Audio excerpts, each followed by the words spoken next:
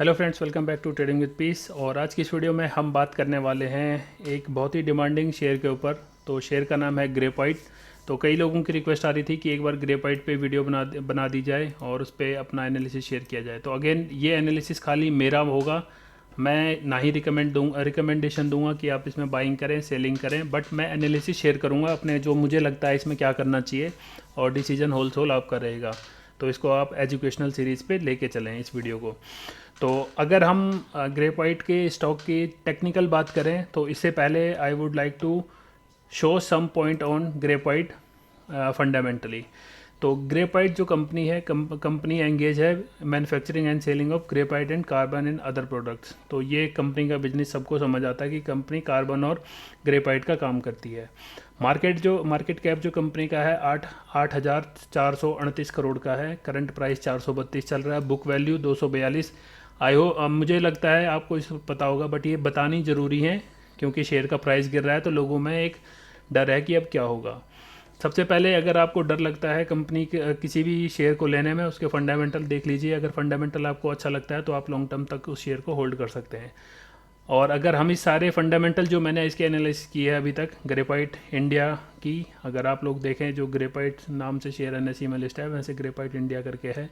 और अगर आप इसके जो बिज़नेस की इसकी वेबसाइट है उस पर भी जाके आप पढ़ेंगे तो कंपनी के कई सारी चीज़ें आपको बिज़नेस क्लियर होगा कि सब कंपनी क्या करती है।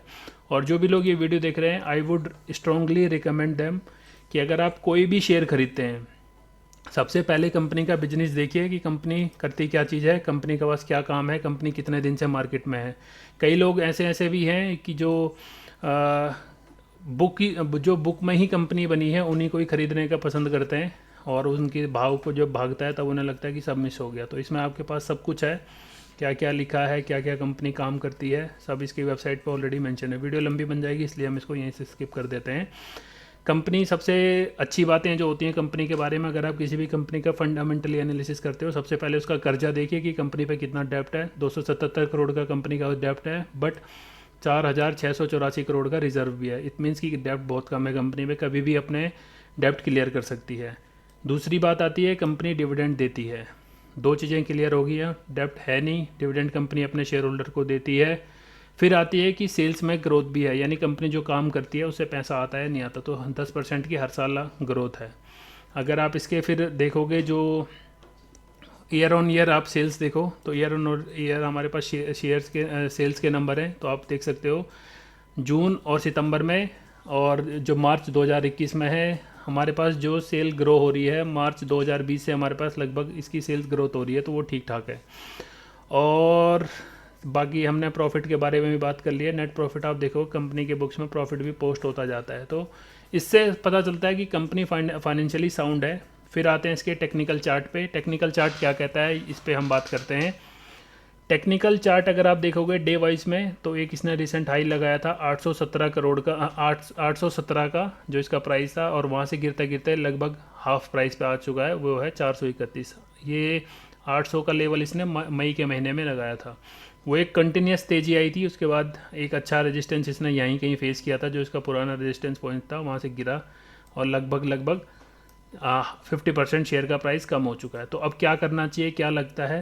तो 200 मूविंग एवरेज से नीचे आ चुका है, और मेरा मानना तो यह है कि अनटिल ये इसकी ट्रेंड लाइन ब्रेक नहीं होती हमें वेट करना चाहिए। जिनके पास है और जो इसको फ्रेश बाइंग करने की सोच रहे हैं वो इसमें वेट कर सकते हैं थोड़े और दिन के लिए।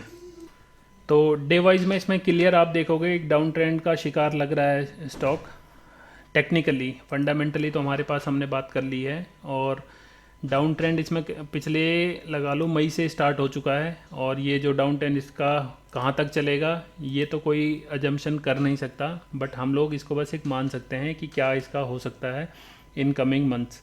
तो अगर आप लोग इसमें ऑलरेडी इन्वेस्टेड हैं तो आई वुड सजेस्ट कि इसका पहला तो जो मुझे इसकी डिमांड एंड सप्लाई जोन लगता है वो ये लगता है, ये 372 से लेके और इस प्राइस में 385 390 तक एक अच्छा बाइंग जोन है। यहाँ से हो सकता है शेयर एक मोमेंटम ऊपर की तरफ दे, क्योंकि ऑलरेडी अपने 2 सपोर्ट स्टॉक ने तोड़ दिए हैं, जो कि हमारे ये वाले लेवल आते थे हमारे पास।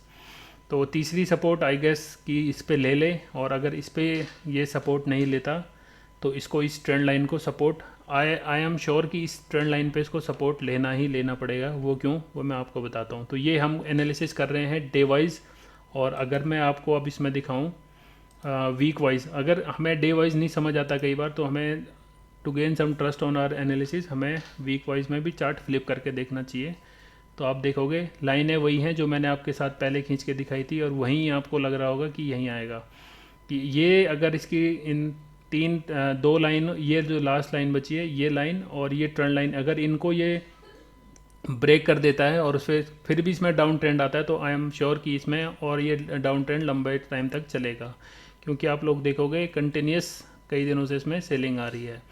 तो अगर आप 800 के लेवल पे इस पर इन्वेस्टेड हैं तो आपका क्या है, उस टाइम एसएल था। अगर आपने अभी तक एसएल नहीं दिया तो आई वुड सजेस्ट कि थोड़ा जब ये इस लाइन के आसपास आए तो थोड़ी क्वांटिटी ऐड कर लें, ताकि कॉम्प्रोमाइज़ होकर आप कहीं इसमें 500 के लेवल तक आ जाएं, आपका जो पोजीशन साइज़ है वो थोड़ा सा कम हो जाए। और अगर इसको हम मंथ वाइज देख के चलें तो आप लोग देखोगे अभी भी इसी ट्रेंड लाइन का हमारे पास सहारा है। अगर ये यहाँ तक आ जाता है तो एक अच्छा इसमें मोमेंटम देखने को मिल सकता है इन कमिंग ईयर। अब इसमें हम मंथ्स तो बोल नहीं सकते, क्योंकि आप देखोगे एक अच्छी लॉन्ग ग्रीन कैंडल्स के बाद ही इसमें ये रेड कैंडल आई हैं, और होल्ड करने के बाद अभी दोबारा नीचे का ट्रेंड दिखा रहा है। तो अब एक और जहां आप लोग देखोगे मार्केट में गिरावट है, तो उसी का प्रेशर इस शेयर को भी झेलना पड़ेगा, क्योंकि जिनके पास बड़ी बड़ी क्वांटिटी होंगी उन्हें निकालना पड़ेगा।